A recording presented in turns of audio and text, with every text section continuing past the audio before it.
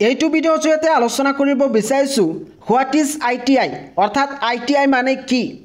1 number eligibility criteria অৰ্থাৎ কোনসকল ছাত্ৰ ছাত্ৰীয়ে এই ITI এডমিশ্যন ল'ব পাৰিব। Number 2 admission process. Number 3 admission date. Number 4 website link. Number 5 private and government institute in Assam. Number 6 documents. Number 7 scope.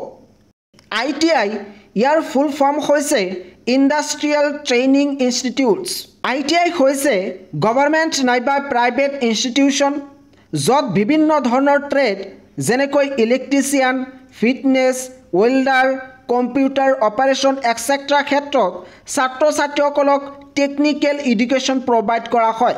এই ITI এনেকুৱা ধৰণৰ কোৰ্চ যিবোৰ যদি ছাত্ৰ ছাত্ৰীসকলে কৰিব পাৰে তেতিয়াহ'লে চাকৰি পোৱাৰ সম্ভাৱনা 100%। আৰু ইয়াতে এডমিশ্যন ল'বলৈ হ'লে কোনো ধৰণৰ এণ্ট্ৰেন্স এক্সাম দিব নালাগে।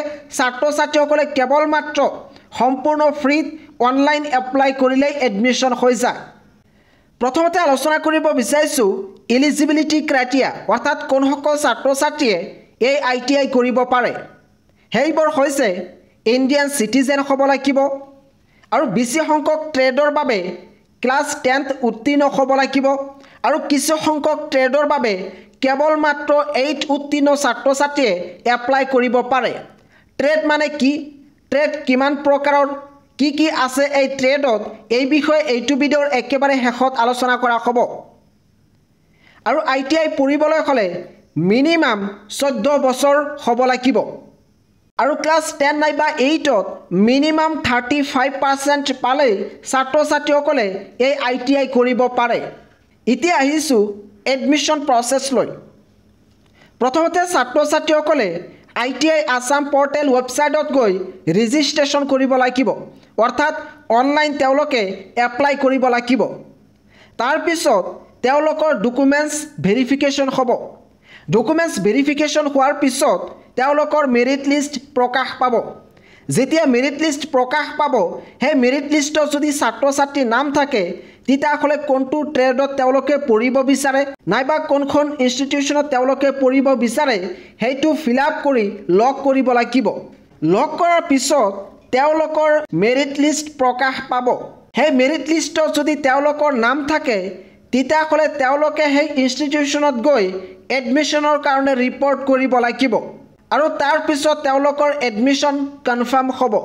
এনেকৈ ছাত্ৰ ছাত্ৰীসকলে ITIত এডমিশ্যন ল'ব পাৰে আৰু ইয়াতে কিন্তু কোনো ধৰণৰ এক্সাম দিব নালাগে, কোনো ধৰণৰ এণ্ট্ৰেন্স এক্সাম নাই। গতিকে প্ৰতিগৰাকী ছাত্ৰ ছাত্ৰীয়ে এনেকুৱা ধৰণৰ কোৰ্চত এডমিশ্যন ল'ব পাৰে। 3 নম্বৰত আহিছোঁ এডমিশ্যন ডেটছ। এইবোৰ হৈছে টেণ্টেটিভ অৰ্থাৎ সম্ভাৱনা date. Application start first week of June. June মাহৰ প্ৰথম সপ্তাহত এই ITIৰ কাৰণে অনলাইন ষ্টাৰ্ট হ'ব পাৰে, কিন্তু মে' মাহৰ শেষৰ ফালে ষ্টাৰ্ট হ'ব পাৰে। আৰু যেতিয়াই অনলাইন ষ্টাৰ্ট হ'ব তেতিয়াই ছাত্ৰ ছাত্ৰীসকলক মোৰ হোৱাটছআপ চেনেলৰ জৰিয়তে ইনফৰ্ম কৰা হ'ব। হোৱাটছআপ চেনেলৰ লিংক এইটো ভিডিঅ'ৰ ডিছক্ৰিপশ্যনত দিয়া আছে। গতিকে প্ৰতিগৰাকী ছাত্ৰ ছাত্ৰীয়ে এতিয়াই মোৰ হোৱাটছআপ চেনেলত জইন হ'ব পাৰে যাতে এনেকুৱা ধৰণৰ ইনফৰ্মেটিভ খবৰ সদায় আৰু সঠিক সময়ত লাভ কৰিব পাৰে। Last date 4th week of June 2025। Documents verification first week of July. তেওঁলোকৰ merit list 2nd week of July 2025। Choice online অৰ্থাৎ তেওঁলোকে যে ট্ৰেড এণ্ড ইনষ্টিটিউশ্যন চইচ কৰিব আৰু সেইটো লগ কৰিব ইয়াৰ ডেট হৈছে 4th উইক অফ জুলাই 2025। আৰু ছাত্ৰ ছাত্ৰীৰ কাৰণে ছিট এলটেড হ'ব লেট জুলাই অৰ আগষ্ট 2025। 4 number website link. ৱেবছাইটৰ লিংক হৈছে itiassam.admissions.nic.in/। এই ৱেবছাইটত গৈ ছাত্ৰ ছাত্ৰীসকলে এই ITIৰ কাৰণে এপ্লাই কৰিব পাৰে। 5 number private and government institutions in Assam.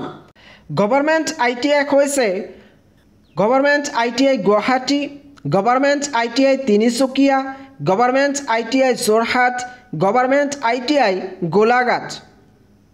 Private ITIবোৰ হৈছে Kenduguri private ITI, Ashakiran private ITI, Asom private ITI Tinsukia. ITI পঢ়িবলৈ হ'লে কি ডকুমেণ্টছৰ প্ৰয়োজন হ'ব? এপ্লিকেণ্টৰ পাছপোৰ্ট সাইজ ফটোজ লাগিব, এডমিট কাৰ্ড নাইবা চাৰ্টিফিকেট আৰু মাৰ্কশ্বিট লাগিব। কাষ্ট চাৰ্টিফিকেট যদি জেনেৰেল হয় তেতিয়াহ'লে কাষ্ট চাৰ্টিফিকেট নালাগে। ডোমিচাইল চাৰ্টিফিকেট অৰ্থাৎ PRC লাগিব। আইডেণ্টিটি প্ৰুফ হিচাপে আধাৰ কাৰ্ড নাইবা পান কাৰ্ড ছাত্ৰ ছাত্ৰীসকলে ছাবমিট কৰিব পাৰে। এইখিনি কিন্তু ডকুমেণ্টছ ভেৰিফিকেশ্যন হ'ব। 7 number scope and career opportunities. ITI complete কৰা ছাত্ৰ ছাত্ৰীসকলে ৰেলৱে বিভাগত কাম কৰিব পাৰে, PWD বিভাগত তেওঁলোকে কাম কৰিব পাৰে, পাৱাৰ ডিপাৰ্টমেণ্টত তেওঁলোকে কাম কৰিব পাৰে। ছাত্ৰ ছাত্ৰীসকলৰ কাৰণে বিভিন্ন ধৰণৰ প্ৰাইভেট জব আছে, যেনেকৈ কনষ্ট্ৰাকশ্যন, IT, অটোমোবাইল ছেক্টৰ, এইবোৰত তেওঁলোকে জব কৰিব পাৰে। আৰু ইয়াতে কিন্তু জব 100% পোৱাৰ সম্ভাৱনা আছে। এতিয়া আলোচনা কৰিব বিচাৰিছোঁ যে ITIৰ ট্ৰেড কেই প্ৰকাৰৰ। ITIৰ ট্ৰেড হৈছে 2 প্ৰকাৰৰ, এটা হৈছে ইঞ্জিনিয়াৰিং ট্ৰেডছ, আন এটা হৈছে নন ইঞ্জিনিয়াৰিং ট্ৰেডছ। ইঞ্জিনিয়াৰিং ট্ৰেডত ছাত্ৰ ছাত্ৰীসকলক টেকনিকেল যেনেকৈ মেকানিকেল, ইলেক্ট্ৰিকেল, কনষ্ট্ৰাকশ্যন বেছ স্কিল এইবোৰ ছাত্ৰ ছাত্ৰীসকলক শিকোৱা হয়। আৰু ইঞ্জিনিয়াৰিং ট্ৰেড যদি ছাত্ৰ ছাত্ৰীসকলে কৰিব বিচাৰে তেতিয়াহ'লে মেথমেটিক্স এইবোৰ জানিব লাগিব।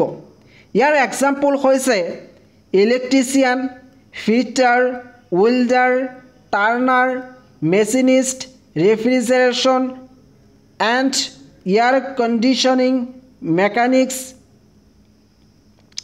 টুল and die maker, surveyor, mechanic, motor vehicle, এইবোৰ হৈছে ইঞ্জিনিয়াৰিং ট্ৰেড। এতিয়া আহিছোঁ নন ইঞ্জিনিয়াৰিং ট্ৰেডলৈ।